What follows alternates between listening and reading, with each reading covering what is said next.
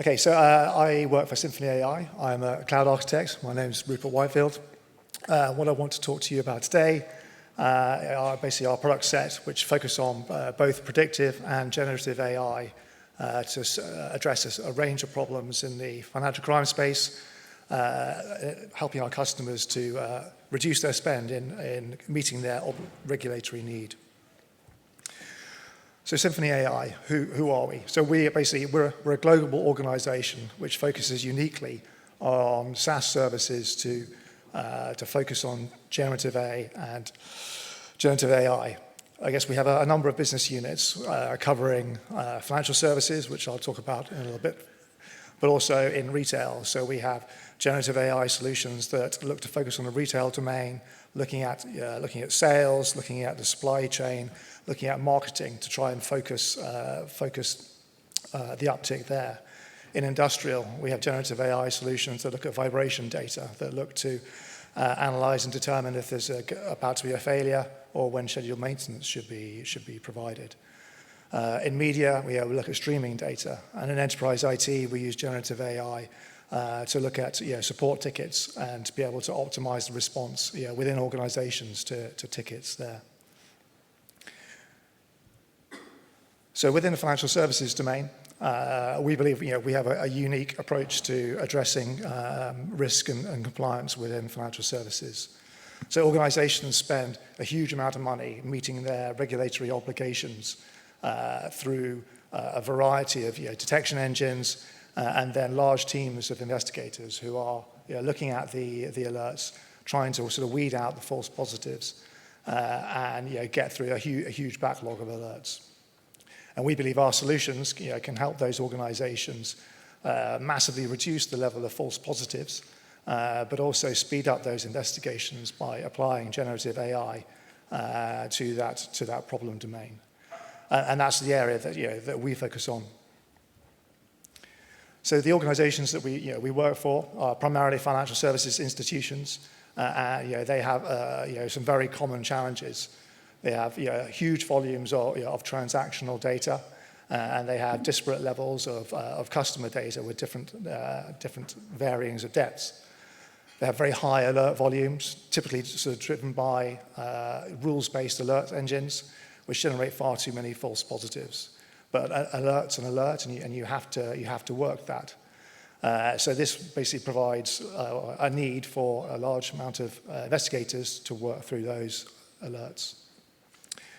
Systems are quite often unconnected, siloed, and difficult to get a holistic view of the data. And these are the problems that we aim to address. So we basically are looking at Sensor Copilot is our solution for supporting investigators in the sort of disposition of alerts within financial services. So we leverage the generative AI capability of OpenAI to collate, analyze, summarize data at scale in an intuitive way. So there's a copilot here, which will basically take natural language commands to go and try and identify interesting data within a huge data set that's pertinent to this particular alarm or alert. And by doing this, this saves the investigator a huge amount of time from having to basically carve through large amounts of data to find interesting transactions. So how does this work? So suspicious activity on the left-hand side is typically determined by a variety of detection engines, whether they be detection engines that are already in place or ones that we provide. So whether it be net reveal or sensor, AML, and transaction monitoring. But ultimately, it analyzes a huge amount of data to look for anomalous behavior and to do that, it typically processes a whole bunch of rule sets, which can generate very high levels of false positives. But what we look to do is to overlay our predictive models on top of that to basically sort of post-process those alerts, to ladder them in terms of priority, and then to go and enrich those. So to go and get data, to go and understand beneficial ownership or directorship or any negative news articles that might inform the disposition of the alert. This is all then summarized graphically for the investigator, and then they have a co-pilot which then helps them to go and carve through that data. And then it will then help them to sort of generate a narrative which can typically be put into a filing to a regulator. So this is all basically a workflow that supports the analyst in their job and massively speeds it up. And we think that we can speed up the rate at which the investigations occur by up to 70%. This is obviously helps investigators get through many more alerts in a day, and reduces an organization's sort of compliance cost. So the Investigation Hub products and SaaS offering is detection and agnostic. It can sit on top of your existing detection engines, and it's offered both as a SaaS service, but can also be run in your own tenant via the marketplace.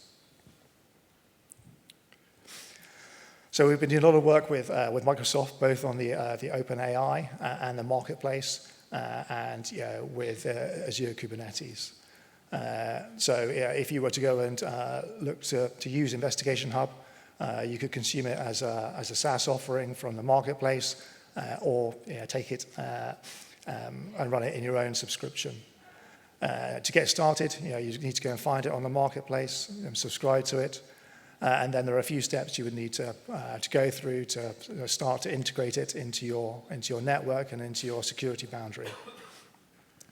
But that should be a pretty quick process, and then you'll be able to start to submit data via the RESTful interface, and then start to be able to go and work those alerts within Investigation Hub. So how has the AKS service helped us?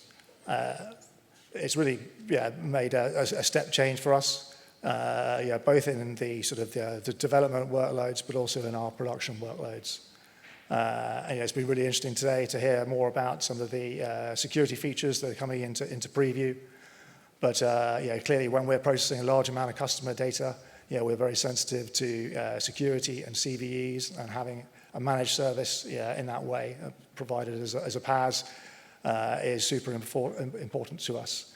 And again, us being able to enforce policy is, again, highly important to us.